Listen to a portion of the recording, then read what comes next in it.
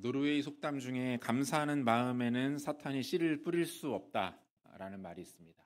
감사하는 마음에는 사탄이 씨를 뿌릴 수 없다.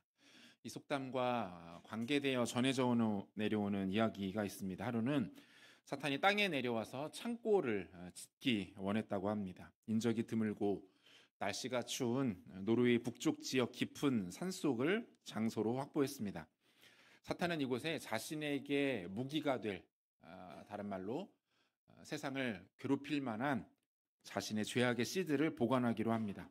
미움의 씨, 욕심의 씨, 분쟁의 씨, 교만의 씨, 죄와 사망의 열매를 맺는 수많은 종류의 씨들을 이곳에 보관해 놓고자 했습니다. 그리고는 세상 곳곳에 이 씨앗들을 뿌리고 다니기 시작합니다.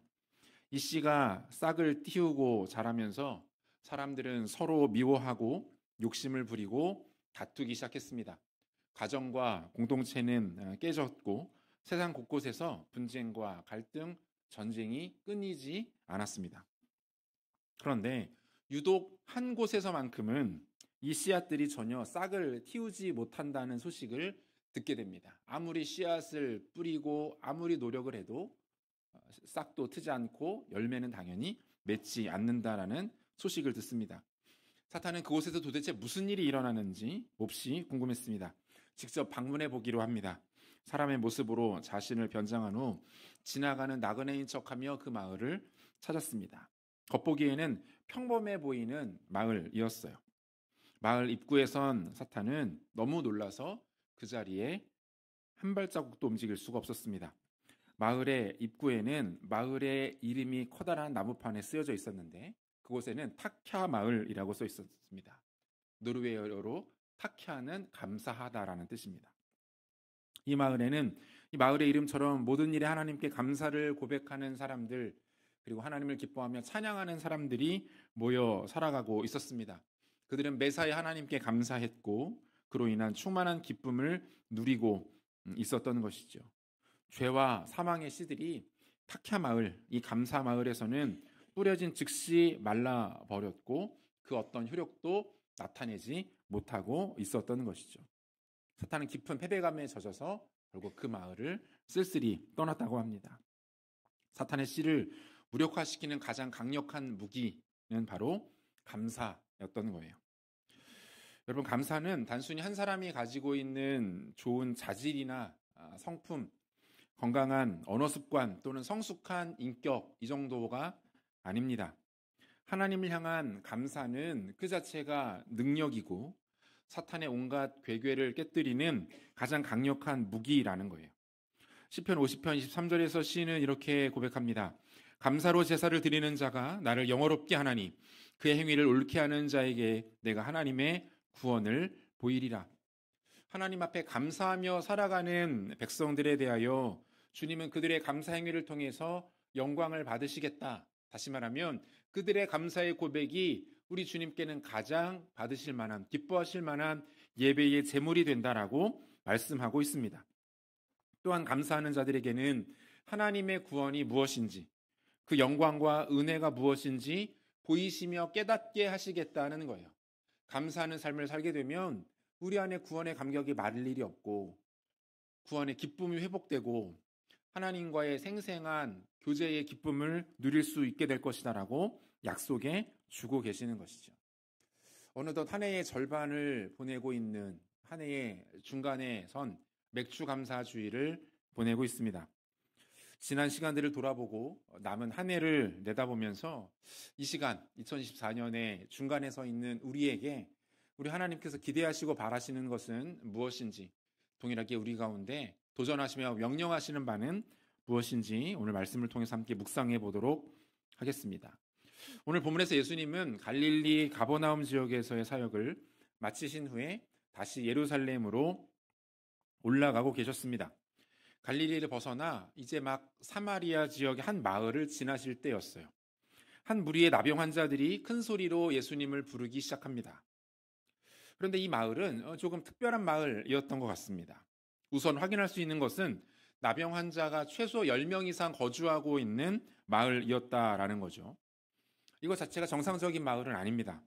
나병 환자들이 자연스럽게 모여서 일종의 격리 마을을 이루고 있었던 거예요. 특별히 유대 사회에서는 어떤 사람이든지 나병에 걸리게 되면 그는 그 시점을 시작으로 가족으로부터 격리됩니다. 그리고 공동체와 그 사회 자체로부터 철저하게 격리를 당하게 됩니다. 무슨 일이 있어서 특별히 외출을 하게 되는 경우에는 자신의 환부를 붕대로 감아서 사람들이 자신의 나병의 환처를 볼 수 없도록 해야 했습니다. 또한 자신의 몸에는 방울을 달아서 다른 사람들이 근처에 오지 못하도록, 자신이 어딘가를 갔을 때 그 방울 소리를 듣고 사람들이 나병 환자가 가까이 왔구나, 즉시 그곳을 떠나야 되겠구나라는 생각을 할 수 있도록 하는 것이 나병 환자들의 의무였어요. 의학적으로는 전염병으로 인해 격리를 당했습니다. 율법적, 사회적으로는 하나님의 저주를 받아 부정하는 것으로 간주되었어요. 이 마을은 지금 이러한 사람들이 모여서 집단적으로 생활하고 있는 격리 구역이었던 거죠.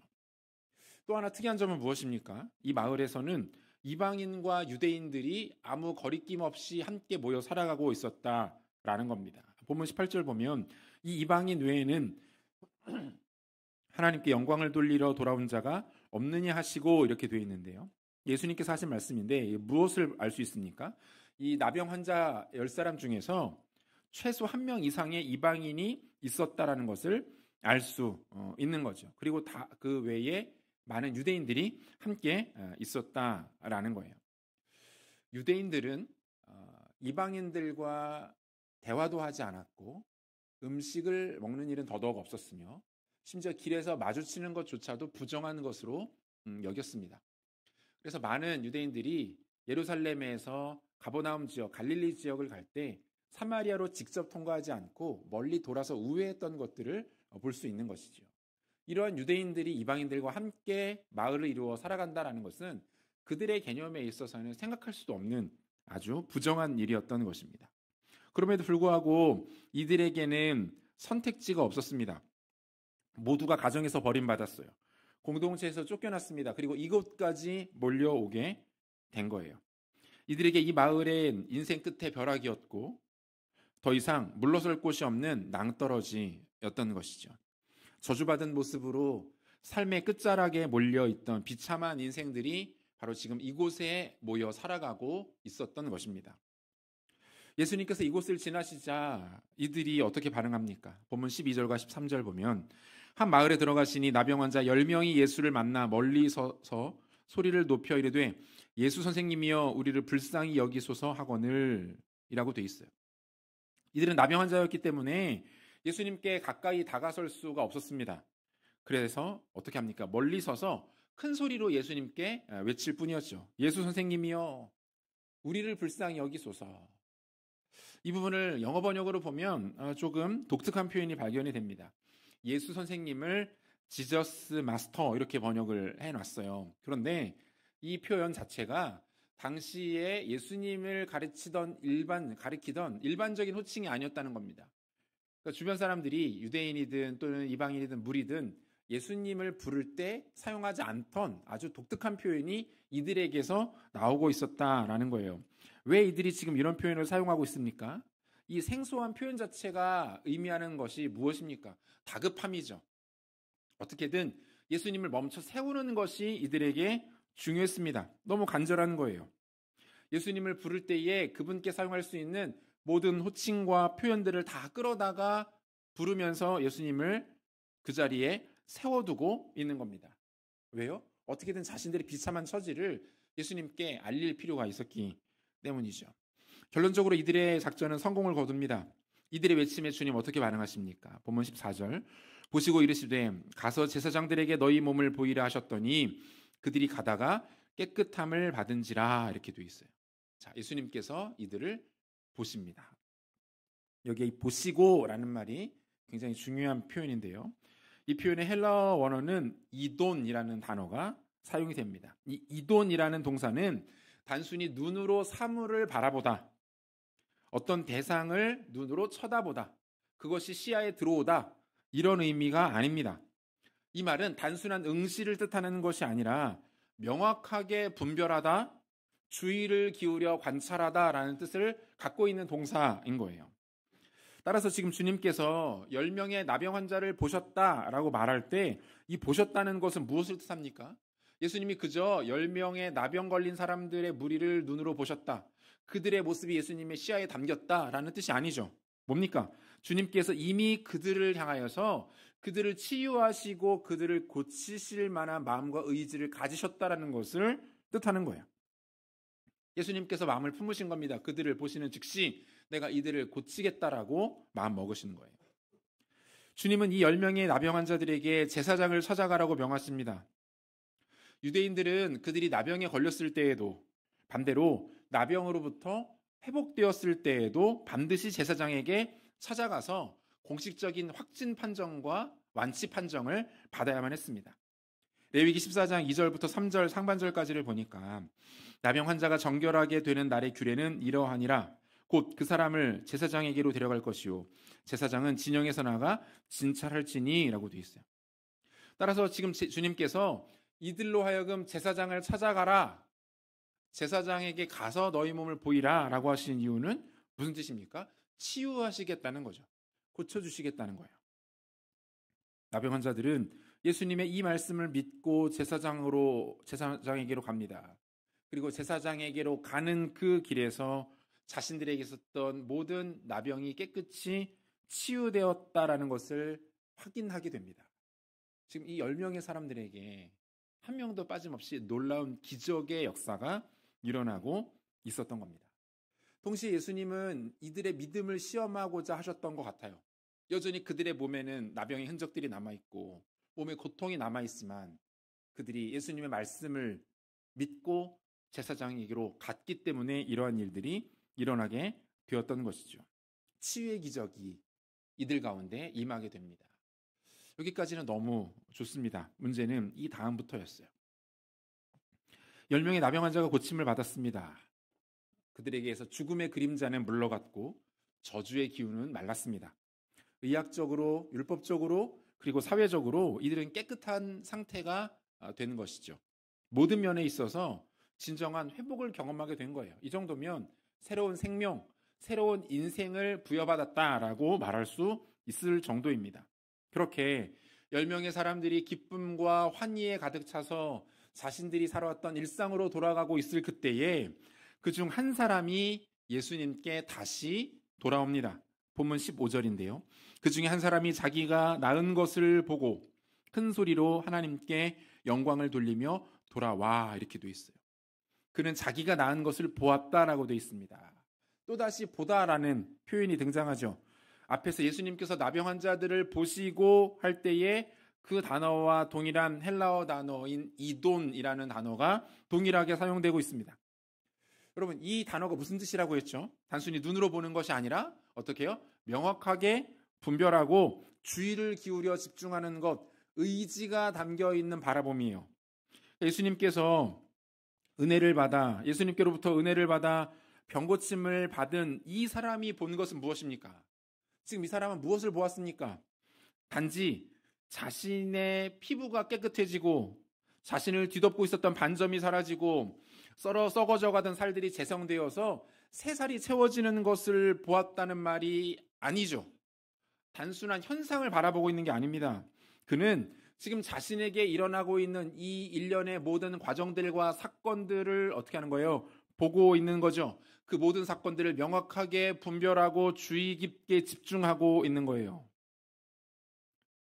스스로 확인한 겁니다. 어떻게 나에게 이런 일이 일어났는가? 이 놀랍고 감격스럽고 기적적인 일들이 어디에서부터 시작되어서 어떤 과정을 통해서 나에게 이루어지고 있는가를 그는 주목하는 거예요. 하나님의 성품, 하나님의 능력, 자신을 향한 하나님의 선대하심, 이 사실에 대하여 이 나병 환자는 묵상하는 것이죠. 이것이 바로 예수님께 나왔던 이 한 사람이 가지고 있었던 생각이었어요. 우리가 말씀 듣기 전에 찬송가 429장 찬양했죠. 1절 가사가 이렇습니다. 세상 모든 풍파 너를 흔들어 약한 마음 낙심하게 될 때에 내려주신 주의 복을 세워라. 주의 크신 복을 내가 알리라. 받은 복을 세워보아라. 크신 복을 내가 알리라. 받은 복을 세어보아라. 주의 크신 복을 내가 알리라. 그럼 지금 이 사람이 예수님께 나오면서 뭐 하고 있는 거예요? 자기에게 임한 하나님의 복을 세어보고 있는 거죠. 복을 카운트하고 있는 거예요. 이 복이 어디에서부터 시작되어서 어떻게 내 삶 가운데 찾아왔고 그것이 나를 어떻게 바꾸어 놓았는지를 헤아리며 세고 있었던 거죠. 조금 전까지만 해도 나는 나병에 걸려서 죽어가던 존재였지. 가족들에게도 버림받았지. 공동체에서도 외면당한 실패와 절망과 죽음과 저주를 향하여 달려가던 그러한 인생이었다. 하지만 예수님이 나를 고쳐주셨어. 그분이 한순간에 내 삶을 완전히 바꾸어 주셨어. 여러분, 지금 이것이 이 사람이 예수님께로부터 나오면서 하고 있는 정산, 카운트, 자신에게 받은 임한 복을 세어보고 있는 거예요. 미생이라는 드라마가 있었습니다. 이 드라마의 주인공 장그래라는 인물은 한때 프로 바둑 기사가 되기 위해서 바둑을 준비했던 그러한 청년이었는데요. 그래서 이 청년이 가지고 다니고 있는 수첩에 보면 바둑에 관련된 기록들이 빼곡하게 적혀져 있는 것을 볼 수 있습니다. 주인공이 적어놓은 메모의 내용 중에 이런 게 있어요. 바둑에는 복기라는 훌륭한 교사가 있다.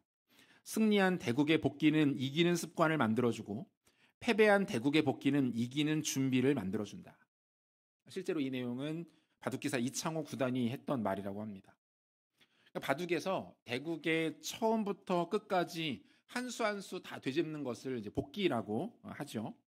그런데 이게 너무 중요하다는 거예요. 내가 두었던 한 수, 그리고 상대방이 그것에 맞서서 두었던 또 다른 수, 그것들을 일일이 살피면서 어디에서 이 대국의 승패가 갈리게 되었는지, 상대방의 공격은 어떻게 이루어졌는지, 내가 그 공격을 어떻게 대처하지 못했는지를 복기하는 과정을 통해서 다 알 수가 있다라는 것이죠. 그리고 그 복기를 통해서 자신의 실수와 실패는 만회하고 또 다른 것들을 배우는 과정이 이 복기의 과정이라는 거예요. 바둑기사에게 복기가 승리를 가져다 준다면 성도에게 복기는 감사를 가져다 줍니다. 본문에 나오는 나병 환자들의 모습과 사실 우리들의 모습은 크게 다르지 않죠. 우리 또한 불치의 병에 걸려 있었던 존재들 아닙니까? 하나님을 알지 못하는 영적 무지의 병이 우리 가운데 있었습니다. 말씀 앞에 순종하지 못하는 불순종의 병에 걸려있던 존재들이었어요. 예수님과 그분의 십자가가 없이도 얼마든지 내 삶을 마음대로 살아갈 수 있다는 교만의 병에 걸려 살아가던 존재들이었습니다. 그런데 어떻습니까? 우리 영혼의 참된 치유자가 되시는 예수 그리스도께서 우리를 먼저 찾아와 주셨습니다. 우리에게 사랑한다 말씀해 주시고 복음의 능력을 허락하셔서 우리를 치유해 주셨죠. 우리에게서 영혼의 암덩어리를 제거해 주셨습니다. 실패와 절망, 저주와 죽음을 향하여 폭주하던 우리의 인생을 십자가 앞에 멈춰 세워 주셨어요. 그리고 우리를 영원한 당신의 백성과 자녀로 삼아 주신 것이죠. 사랑하는 성도 여러분, 이 사실을 잊지 마시기를 바랍니다. 그리고 이 사실에 대한 기억과 묵상이 우리 가운데에서 끊이지 않게 되시기를 소원합니다. 십자가 이전의 내 모습을 잊어서는 곤란합니다. 예수님 없이 살아가던 때의 그 비참함을 우리가 놓쳐서는 안 됩니다. 그리스도를 통해서 우리 가운데 임한 복이 얼마나 크고 위대한지, 그것이 우리의 영혼의 때를 바꿨을 뿐만 아니라 이 땅에서의 우리의 삶 또한 바꾸어 놓았음을 우리는 잊지 말고 기억해야 합니다. 그때 비로소 우리 안에서 이 하나님께 대한, 하나님께서 내 삶에 행하신 일에 대한 진정한 감사가 터져 나올 수 있는 것이죠. 예수님을 찾아온 나병 환자는 예수님께 경배하며 감사의 고백을 드립니다. 본문 15절과 16절을 우리가 한 목소리로 읽도록 하겠습니다. 그 중에 한 사람이 자기가 나은 것을 보고 큰 소리로 하나님께 영광을 돌리며 돌아와 예수의 발 아래 엎드려 감사하니 그는 사마리아 사람이라. 자, 여러분, 여기에서 하나님께 영광을 돌리는 행위와 예수의 발 앞에 엎드리는 행위는 서로 분리된 별개의 행동으로 보지 않는 것이 맞습니다. 예수의 발 아래 엎드려 영광을 돌리고 있다는 것은 무엇을 말합니까? 이 사람이 전심으로 하나님을 예배하고 있다는 것을 말하고 있는 거예요. 하나님께 전심으로 나와 예배하고 있고 그 예배의 가장 정점에는 어떤 고백이 있는 거예요? 감사의 고백이 있는 거예요. 우리 하나님께서 가장 즐겨 받으시는 예배는 감사의 제사입니다. 그리고 앞에서도 같이 보았던 시편 50편 23절 말씀 다시 한번 한 목소리로 읽어보죠. 같이 읽겠습니다. 감사로 제사를 드리는 자가 나를 영화롭게 하나니 그의 행위를 옳게 하는 자에게 내가 하나님의 구원을 보이리라. 주님 뭐라고 말씀하십니까? 감사의 제사를 통해서 영광을 받으시겠다는 거예요. 너희가 나에게 아무리 좋은 것, 화려한 것, 대단한 것 갖고 나온다 할지라도 내가 가장 기뻐하는 재물보다 감사라는 거야. 감사. 하나님 감사합니다. 하나님으로 인해 내가 살아갑니다. 내가 존재합니다. 나의 모든 것이 주님이십니다. 감사합니다. 이 감사의 고백을 우리 주님께서 가장 기뻐하신다라는 거죠. 우리가 다니엘을 가리켜서 기도의 사람 또는 예배의 사람이라고 말합니다. 우리가 그렇게 그를 평가하는 이유는 무엇입니까? 그가 가장 위대하고 탁월한 지도자였기 때문만은 아니죠. 위험하고 치명적인 순간에도 그가 하나님 앞에 기도하고 예배하는 것을 멈추지 않았던 사람이기 때문에 그렇습니다. 다니엘 6장 10절 보면 다니엘이 이 조서에 왕의 도장이 찍히는 것을 알고도 자기 집에 돌아가서는 윗방에 올라가 예루살렘으로 향한 창문을 열고 전에 하던 대로 하루 3번씩 무릎을 꿇고 기도하며 그의 하나님께 감사하였더라. 이렇게 돼 있어요. 우리가 잘 아는 내용이죠. 다니엘의 정적들이 그를 제거하기 위해서 말도 안 되는 법률을 제정합니다. 앞으로 한 달 30일간 왕 외에 다른 그 어떤 신이든 사람이든 누구에게든 기도하거나 예배를 드리면 그 즉시 그를 사자굴에 던져 넣자라는 법이었어요. 다니엘 한 사람을 표적으로 만든 사실상 법이 아니라 덫이었죠. 하지만 다니엘 어떻습니까? 이 모든 사실을 다 알면서도 이 법의 내용, 그들이 왜 이런 법을 만들었는지, 누가 이런 것들을 했는지를 다 알고 있음에도 불구하고 어떻게 합니까? 늘 하던 대로 습관처럼 하나님께 정한 시간을 내어드립니다. 사자굴에 들어가게 될 것을 알았음에도 불구하고 목숨을 잃게 될 위험에 처했음을 알고 있음에도 불구하고 하루에 3번씩 하나님 앞에 기도하고 예배했습니다. 그리고 이 예배의 정점에는 어떤 고백이 있는 거예요? 그가 하나님께 감사하였더라.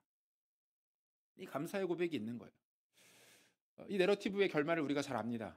결국 사자굴에 들어가게 되는 것은 다니엘이 아니라 이 덫을 파놓은 다니엘의 정적들이었죠.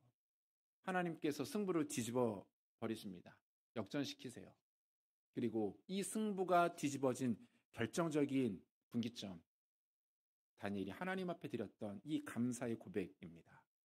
감사는 원수마귀의 모든 공격을 무기력하게 만드는 힘이 있는 거예요. 우리를 대적하는 모든 세상의 모든 대적들의 괴계를 깨뜨리는 능력이 어디 있습니까? 감사의 고백에 있음을 믿으시기를 바랍니다. 바라기는 감사를 통해서 원수마귀의 모든 공격을 막아내고 견뎌내시고 결정적인 순간에 적들에게 영적 비수를 꽂아 승리를 누리시는 감사의 용사들 되시기를 소원합니다. 예수님은 자신 앞에 나온 이방인 한 사람을 지금 보고 계십니다. 아마도 예수님 안에 양가적인 감정이 있었을 것 같아요. 그 한 사람을 바라보시면서는 참 기쁘면서도 뿌듯한 마음이 있으셨을 것 같고, 반대로 나머지 9에 대한 커다란 실망감과 일종의 괘씸한 마음도 있으셨을 것 같습니다. 예수님 물으시죠. 보면 17절과 18절 보면 예수께서 대답하여 이르시되 10사람이 다 깨끗함을 받지 아니하였느냐? 그 9은 어디 있느냐? 이 이방인 외에는 하나님께 영광을 돌리러 돌아온 자가 없느냐? 하시고 이렇게 되어 있어요. 자, 이 질문에 좀 주목해 볼 필요가 있는데, 자, 예수님께서 지금 뭐라고 물으십니까? 그 9은 어디 있느냐? 이렇게 물으세요. 9은 어디 있느냐? 이게 무슨 뜻이에요? 마땅히 하나님께 감사를 고백해야 할 자리에 있어야 하는 사람들이 그 자리에 없는 겁니다. 있어야 할 자리를 이탈하는 것, 자신이 서 있어야 할 곳에서 벗어나 있는 상태, 가지 말아야 하는 엉뚱한 곳에 머물러 있는 것, 여러분 이게 뭐라고 했습니까? 이게 죄라고 했죠. 죄는 있어야 할 자리에 벗어나 있는 것이 죄예요. 관역을 향하여 화살을 쐈는데 화살이 관역이 아니라 다른 곳에 가서 박히는 것을 가리켜서 죄라고 부릅니다. 마땅히 감사를 고백해야 할 사람에게서 감사의 고백이 나오지 않는 것은 죄입니다. 하나님께로부터 받은 은혜가 크고 주신 복이 가득한데 그것에 대하여 여전히 불만과 불평과 원망과 교만의 말들이 흘러나오고 있다면 하나님은 그것을 그 사람의 미흡함 정도가 아닌 그 사람에게 그것을 죄로 여기신다는 거예요. 마땅히 감사가 있어야 함에도 불구하고 감사가 사라진 거예요. 감사하는 자리에 머물러 있어야 함에도 불구하고 그 자리에 부재한 거예요. 그건 뭡니까? 그건 죄입니다. 예전에 영국의 한 귀족 부인이 자신의 집 부엌에서 두 하녀가 나누는 이야기를 우연히 듣게 되었습니다. 한 명의 하녀가 자신의 동료에게 이렇게 말했습니다. 고향에 계시는 아버지의 병원비로 50파운드가 당장 필요해. 지금 내 손에 딱 50파운드만 들려있다면 얼마나 행복할까? 얼마나 좋을까? 방으로 돌아온 집주인이 그 뇌리 속에서 그 하녀의 말이 계속해서 맴돌기 시작하는 거예요. 부인이 생각했습니다. 나에게 50파운드는 그리 큰 돈이 아닌데 이 돈으로 우리 집에서 일하고 있는 그 아이를 내가 행복하게 해줘야겠다. 다음날 부인은 직접 부엌으로 찾아가서 자신이 어제 우연히 너의 이야기를 듣게 되었고 아버지의 치료비에 보태라면서 직접 50파운드를 그 하녀의 손에 건넸습니다. 부인은 부엌을 나와서는 하녀가 기뻐할 모습에 내심 뿌듯해하고 있었습니다. 잠시 후 돈을 받아든 하녀의 중얼거리는 소리가 그녀의 귀에 세미하게 들려왔습니다. 아, 나도 참 바보같이 이럴 줄 알았으면 처음부터 100파운드라고 말할 걸. 뭡니까? 감사하지 못하는 거죠. 만족함이 없는 거예요. 이 하녀의 모습만 그렇습니까? 저 여러분들의 모습 또한 이와 같지 않습니까? 간절히 기대하고 사모하며 기도했던 것들이 응답되면 감사가 있어야 할 텐데 그것이 아니라 아쉬움이 남습니다. 아, 이렇게 기도할 걸. 이만큼 더 구할 걸. 이럴 줄 알았으면 그렇게 하지 말 걸. 감사가 있어야 할 그 자리에 뭡니까? 욕심과 탐욕의 모습들이 가득 차 있는 것. 그것이 오늘 우리들의 현실인 것이죠. 미국의 26대 대통령이었던 시어도어 루즈벨트는 매년 추수감사절이 되면 대국민 메시지를 발표했다고 합니다. 그는 늘 국민들에게 다음과 같은 메시지로 추수감사절을 축하하며 권면했다는 거예요. 존경하는 국민 여러분, 오늘 우리는 험난하고 고생스러운 시대에 초라한 경제력을 가졌던 우리의 조상들에 비하여 훨씬 편하고 풍요로운 시대를 살아가고 있습니다. 그러나 오늘날 미국은 큰 위기에 처해 있습니다. 그 위기는 무엇입니까? 우리에게 좋은 것 주시는 하나님께 감사하고 있지 못하다는 것입니다. 지혜로운 지도자이죠. 왜 그렇습니까? 국민들의 행복과 형통과 평안함을 위해서 가장 중요한 것이 그들에게 더 많은 부를 가져다 주고 복지 혜택을 늘리고 취업률을 늘려주는 것이 아니라는 것을 이 지도자는 정확하게 알고 있었습니다. 국민들의 잠들어 있었던 감사 DNA를 깨우는 것, 하나님께서 오늘 자신들의 삶에 허락하신 은혜가 얼마나 풍성하고 아름다운지를 더듬어 기억하게 하는 것, 그리고 그것을 가지고 하나님께 감사하도록 하는 것, 이것이 진짜 국민들의 삶에 복된 일이라는 것을 그는 알고 있었던 거예요.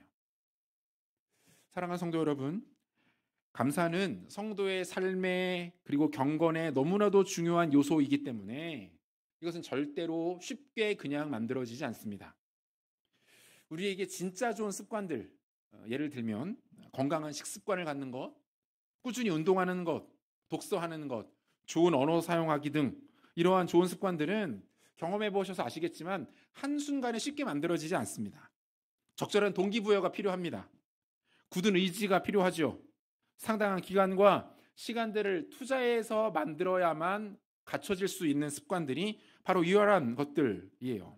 하지만 이것이 우리의 삶에 한번 자리를 잡기만 하면 상당한 유익을 누릴 수 있게 됩니다. 건강해지고 삶이 달라지게 되고 관계들이 회복되는 것들을 경험하게 되는 것이죠. 여러분, 감사의 생활도 마찬가지예요.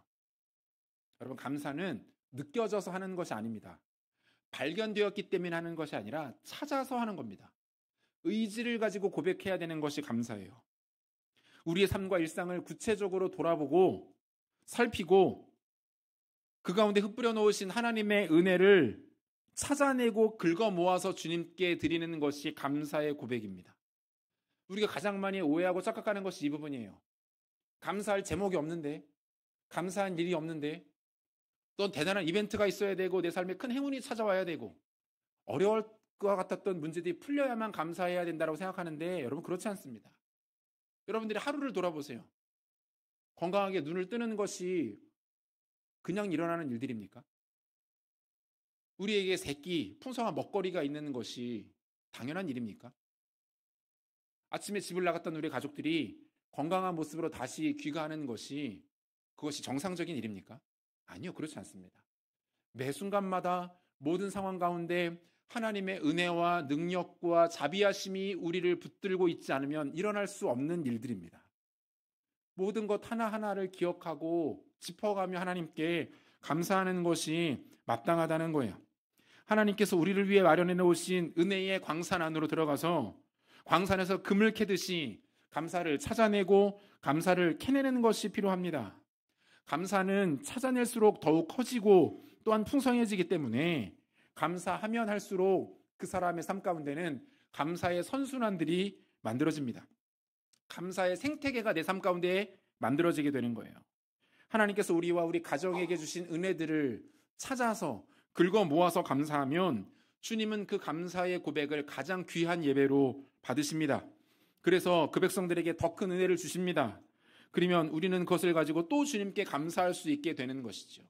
하면 할수록 더 큰 은혜가 임하고 그 은혜가 크기 때문에 또 더 크게 감사하고 더 한량없는 주의 은혜가 임하게 되는 것.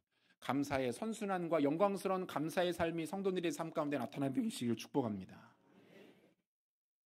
예수님이 이방인 향하여 구원을 선언하세요. 본문 19절 말씀인데요. 같이 읽도록 하겠습니다. 같이 읽죠. 그에게 이르시되 일어나 가라 내 믿음이 너를 구원하였느니라 하시더라. 자, 누가복음에서만 이 내 믿음이 너를 구원하였느니라 라는 이 표현이 모두 4차례가 발견이 됩니다. 공통점이 있어요. 뭐냐면 예수님께 특별한 믿음의 반응을 보인 사람들에 향하여 예수님이 이 표현을 사용해 주십니다. 구체적인 사례는 시간이 없으니까 언급하지 않겠습니다. 쉽게 찾아볼 수 없는 믿음, 누구에게나 발견되지 않는 아주 특별하고 힘있는 믿음에 대해서 예수님께서 이 표현을 사용하세요. 그 정도로 기쁘셨다는 거죠. 여러분 다시 한번 말씀드리지만 하나님께 감사하는 것은 신앙이 조금 괜찮은 사람들, 특별한 기적을 경험하고 은혜를 많이 받은 사람들, 아무나 경험할 수 없는 그러한 일들을 맛본 사람들만 이벤트처럼 하는 것이 아닙니다. 감사는 구원의 증거로 나타나야 하는 것이죠. 예수 그리스도의 십자가로 말미암아 구원받은 모든 사람들에게는 거룩에 대한 열망들이 생겨나기 시작합니다.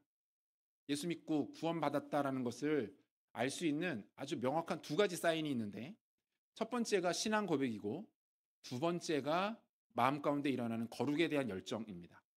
구원받은 사람은 반드시 말씀에 순종하고 싶어집니다. 실제로 실패하는 것은 분명하지만 그 마음대로 자신의 삶이 다 주님께 드려지지는 못할지만 그럴지언정 또 일어나서 말씀을 따르게 되고 하나님 뜻에 따라 살고 싶어지게 되고 죄와 싸우게 되고 세상을 밀어내는 그 마음의 선한 열정들이 구원받은 자에게는 감출 수 없이 나타나게 되는 모습이라는 거예요. 거룩함에 대한 간절함과 소망과 추구함이 없다면 그래서 아무런 거리낌도 없이 불편함도 없이 죄와 버타고 죄를 즐기고 죄를 적극적으로 선택하는 삶을 살아가고 있다면 그 사람이 아무리 교회 열심히 나오고 자기의 입으로 예수를 믿는다라고 고백할지라도 그 사람은 자신의 구원에 대해서 반드시 점검해 볼 필요가 있습니다. 구원받은 사람은 거룩에 대한 열정을 가질 수밖에 없어요. 마찬가지예요. 감사도 그렇습니다. 감사는 성도에게 옵션이 아닙니다. 기분 좋으면 하는 거 아니에요. 좋은 일이 있을 때 하는 것 아닙니다. 절기가 되었을 때 잠깐 하는 거 아닙니다. 형식적으로 하는 것도 아닙니다. 감사는 성도에게 구원받은 자에게 나타나야 하는 필수적인 신앙의 반응이에요. 가장 기본적인 구원의 자질이고 기본값이고 구원의 토양이라는 겁니다. 따라서 하나님은 하나님의 백성들을 향하여서 감사할 것을 명하십니다. 감사하라라는 명령어가 신구약 전체에 무려 41번이나 반복되어 나타납니다. 구원받은 하나님의 백성들에게 하나님께서 힘주어 강조하시는 것이 감사에 대한 명령이에요. 찾아서 해야 합니다. 긁어 모아서 드리는 겁니다. 일상을 돌아보며 감사할 것이 없는지 찾아보고 그것을 기억하여 고백하고 하나님께로 우리의 모든 삶을 내어드리는 것이 진정한 감사의 삶이라는 것입니다. 말씀에 순종하여서 우리의 삶에 진정한 감사를 회복하시는 지혜로운 성도님들 되시기를 소원합니다. 말씀 맺겠습니다. 7월의 첫 번째 주를 맞이합니다. 2024년이 시작된 지 정말 얼마 안 된 것 같은데 벌써 절반이 흘렀습니다. 지나온 날들을 돌아보고 우리가 남겨주신 날들을 바라보아야 합니다. 감사가 필요합니다. 지금 이 순간 우리 가운데 가장 필요한 것 감사예요. 그 입에서 감사의 고백이 떠나지 않는 인생은 절대로 패하지 않습니다. 망하지 않아요. 하나님께서 우리 입술에 감사의 고백을 통해 영광을 받으실 것이고 그것을 기뻐하여 더 큰 복과 은혜를 내려주실 겁니다. 습관적으로 감사하십시오. 찾아내어 감사하십시오. 그리고 감사를 훈련하시기 바랍니다.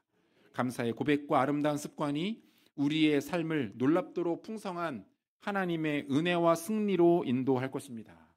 감사 불패. 감사하는 사람 패하지 않습니다. 넘어졌다가도 다시 일어납니다. 밀렸을지라도 반전을 일으키며 승리합니다. 감사하는 인생 가운데 주시는 하나님의 능력을 온전히 누리시고 경험하시는 지혜로운 백성들 되시기를 우리 주 예수 그리스도 이름으로 축원합니다. 같이 기도하겠습니다. 오늘 주신 말씀 붙잡고 우리 같이 한번 우리의 마음 담아 기도하기를 원하는데요. 주 안에 사랑하는 성도 여러분, 하나님께서 우리의 삶을 놀라운 은혜와 능력으로 붙들어 주셨습니다. 그리고 지금도 붙들고 계십니다. 그분께서 잠시 우리에게 시선을 거두시면 우리는 살 수 없습니다. 우리 모든 것이 무너지고 말 거예요. 우리가 아침에 눈을 뜨고 식사를 하고 일터로 나가고 가족들과 한 상에 둘러앉고 그들이 편안하게 귀가하여 잠드는 모습을 보고 또 다른 하루를 맞이하는 이 모든 일련의 과정은 하나님의 은혜가 아니고서는 설명될 수 없는 가장 놀라운 기적이라는 것입니다. 감사해야죠. 찾아내어 감사하십시오. 더듬어 감사하십시오. 우리 삶 가운데 흩뿌려 놓으신 하나님의 놀라운 기적과 은혜들을 세어가면서 감사하시길 바랍니다. 감사하는 인생 가운데 패배는 없습니다. 하나님 그 인생을 기뻐하십니다. 더 큰 은혜와 더 큰 감사의 제목들로 허락하여 주실 것입니다. 우리 시간에 기도하실 때 하나님 감사하는 인생 살아가겠습니다. 감사를 통하여서 상황을 반전시키며 승리한 인생 살아갈 수 있도록 은혜 베풀어 주시옵소서. 함께 기도하겠습니다. 하나님 아버지 감사합니다. 아버지 하나님 맥주감사 주일을 맞이하여 하나의 절반을 하나님 살아가며 주시었던 은혜들을 기억하고 하나님 주실 은혜를 사모함으로 주님께로 나아갑니다. 아버지 하나님 큰 은혜를 베풀어 주옵소서. 하나님 우리 안에 진정한 감사가 회복되게 하여 주시고 감사를 통하여서 하나님께 영광 돌리며 하나님 허락하시는 더 큰 보답을 받아 누리며 그걸 가지고 더 주님을 기뻐하며 감사하는 감사의 선순환의 인생을 살아가는 지혜로운 종들 될 수 있도록 하나님 은혜 베풀어 주시고 주님 역사하여 주시옵소서.